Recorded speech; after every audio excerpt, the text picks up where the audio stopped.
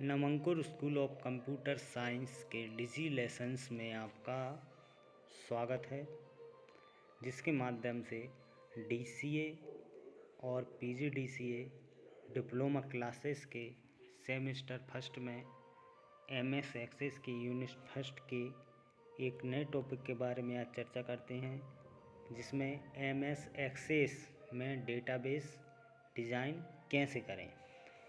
MS Access में database design कैसे करें। एमएस एक्सेस में database design in MS Access. Database design एक डेटाबेस के विस्तृत डेटा मॉडल को प्रोड्यूस करने की एक प्रोसेस है। क्या है? किसी भी डेटा के विस्तृत मॉडल को जो प्रस्तुत किया जाता है वो क्या इसमें कहते हैं? डेटाबेस डिज़ाइन में। डेटाबेस डिज़ाइन टर्म एक संपूर्ण डेटाबेस सिस्टम के डिज़ाइन के बहुत सारे भिन्न भागों का वर्णन करने के लिए प्रयोग की जाती है। डेटाबेस डिज़ाइन के मुख्य टाइप्स निम्नलिखित हैं। डेटाबेस के डिज़ाइन के कई टाइप्स होते हैं, लेकिन उनमें से कुछ मुख्य टाइप्स निम्नलिखित हैं। जैसे number 1, gathering and analysis design. Number 2, conceptual design. Number 3, logical design. और 4, फिजिकल डिज़ाइन। ये सब क्या है? ये मुख्य पॉइंट है किसी भी डेटाबेस डिज़ाइन करते समय जो यूज़र को कार्य करने में आसानी प्रदान करते हैं। अगली स्लाइड में देखते हैं इनको विस्तार से। जैसे गैदरिंग एंड एनालिसिस डिज़ाइन में क्या होता है? डेटाबेस डिज़ाइन प्रक्रिया का सबसे मुख्य भाग जो आवश्यक अनुसार जानकारी को इकट्ठा करना है, जो डेटाबेस तैयार करना है, उसके बारे में जानकारी को ढूंढना, फिर उन जानकारी को इकट्ठा करना की डेटाबेस डिज़ाइन का पहला ये चरण है। गैदरिंग एंड एनालिसिस डिज़ाइन की भी कई टूल्स होते हैं जो मुख्य हैं।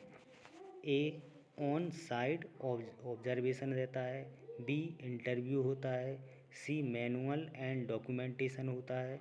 और डी, क्वेश्चनाइज किया जाता है, उससे क्वेश्चन आंसर किए जाते हैं, प्रश्नावली कहते हैं इसको।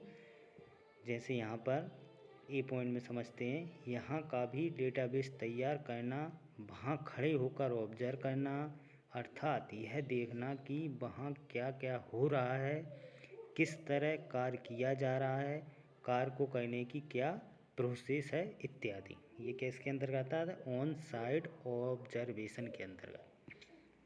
बी, जैसे कि ऑब्जर्वेशन करने के बाद उस व्यक्ति का इंटरव्यू लेना, जिससे जानकारी प्राप्त करना है। फर्स्ट में ऑब्जर्वेशन होता है, ऑब्जर्वेशन के बाद उसमें क्या रहता है? इंटरव्यू होता है, जिससे कि वह जानकारी प्राप्त करनी होती है। सी क्या रहता है? मैनुअल एंड डॉक्यूमेंटेशन में आवश्यकताओं का संकलन साधारणतः संगठन के यूजर से पूछताछ करके किया जाता है। बड़ी संस्थानों में यह कार्य काफ़ी समय लगाने व थकाने वाला होता है, इसलिए सिर्फ एक ही व्यक्ति से पूछताछ की जाती है, परंतु इससे डेटा का जानकारी अधूरी प्राप्त हो पाती है। थर्ड है प्रश्नावली या क्वेश्चनाइज कह सकते हैं। जानकारी इसमें है, जानकारी को इकट्ठा करने का एक दूसरा तरीका प्रश्नावलियों का प्रयोग है। अनुभव द्वारा प्रभावशाली प्रश्नावली बनाकर उन्हें लोगों में बांट दिया जाता है। इसके उत्तर फॉर्म के रूप में एकत्र कर लिए जाते हैं। कॉन्सेप्चुअल डिज़ाइन ये दूसरा था हमारा।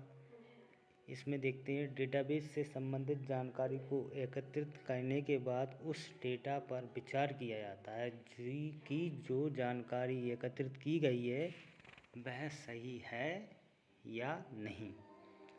एक बार डेटाबेस डिज़ाइन उस डेटा के बारे में जानकारी प्राप्त कर लेता है जो डेटाबेस में स्टोर होती है, तब वह निर्धारित करता है कि कहाँ पर डेटा में निर्भरता है।